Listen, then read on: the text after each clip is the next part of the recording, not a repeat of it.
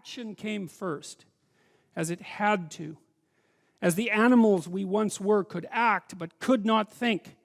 Implicit, unrecognized value came first, as the actions that preceded thought embodied value, but did not make that value explicit. People watched the successful succeed and the unsuccessful fail for thousands and thousands of years. We thought it over, and we drew a conclusion. The successful among us delay gratification. The successful among us bargain with the future. A great idea began to emerge, taking ever more clearly articulated form in ever more clearly articulated stories. What's the difference between the successful and the unsuccessful? The successful sacrifice. Things get better as the successful practice their sacrifices. The questions become increasingly precise and simultaneously broader. What's the greatest possible sacrifice for the greatest possible good? And the answers become increasingly deeper and profound. The God of Western tradition, like so many gods, requires sacrifice. We've already examined why, but sometimes he goes even further. He demands not only sacrifice, but the sacrifice of precisely what is loved best. This is most starkly portrayed and most confusingly evident in the story of Abraham and Isaac. Abraham, beloved of God, long wanted a son, and God promised him exactly that after many delays and under the apparently impossible conditions of old age and a long barren wife. But not so long afterward, when the miraculously born Isaac is still a child, God turns around and in apparently barbaric fashion demands that his faithful servant offer his son as a sacrifice. The story ends happily. God sends an angel to stay Abraham's obedient hand and accepts a ram in Isaac's stead. That's a good thing, but it doesn't really address the issue at hand. Why was God's going further necessary? Why does life impose such demands? We'll start our analysis with a truism. Stark, self-evident, and understated. Sometimes things do not go well.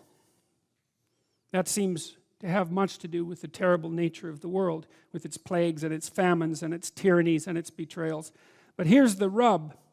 Sometimes when things are not going well, it's not the world that it's the cause. The cause is instead that which is most valued. Why? Because the world is revealed to an indeterminate degree through the template of your values.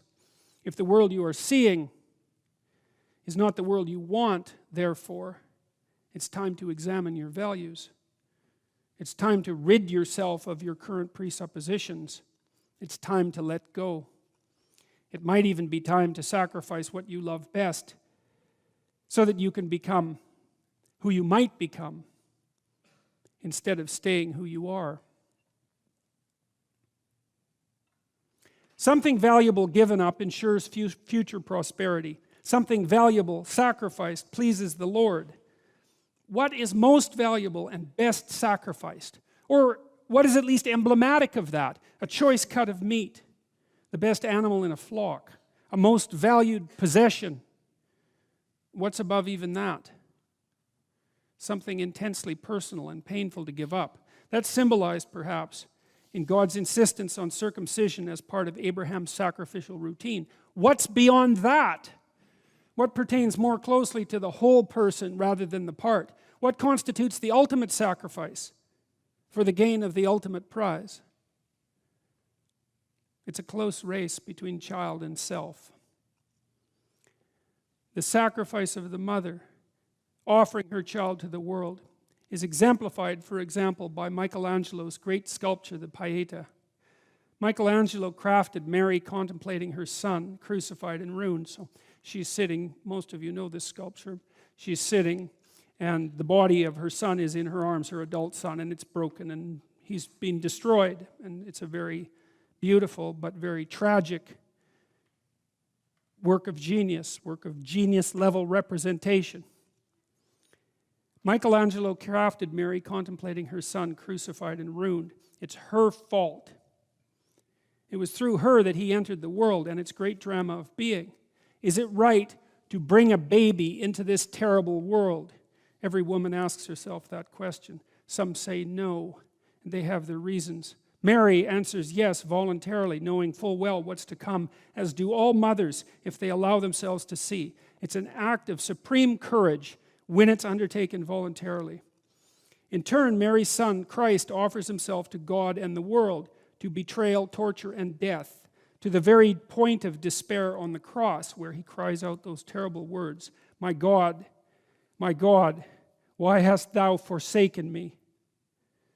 That is the archetypal story of the man who gives his all for the sake of the better, who offers up his life for the advancement of being, who allows God's will to become manifest fully within the confines of a single mortal life. That is the model for the honorable man.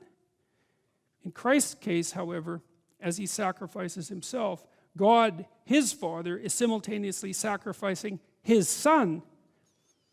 It's for this reason that the Christian sacrificial drama of son and self is archetypal. It's a story at the limit where nothing more extreme, nothing greater can be imagined.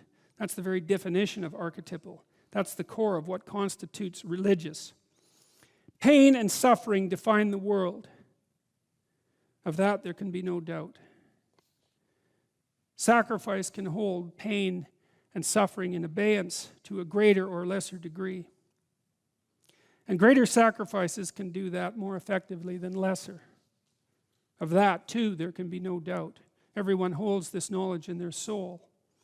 Thus, the person who wishes to alleviate suffering, who wishes to rectify the flaws in being, who wishes to bring about the best of all possible futures, who wants to create heaven on earth, will make the greatest of sacrifices, of self and child, of everything that is loved, to live a life aimed at the good.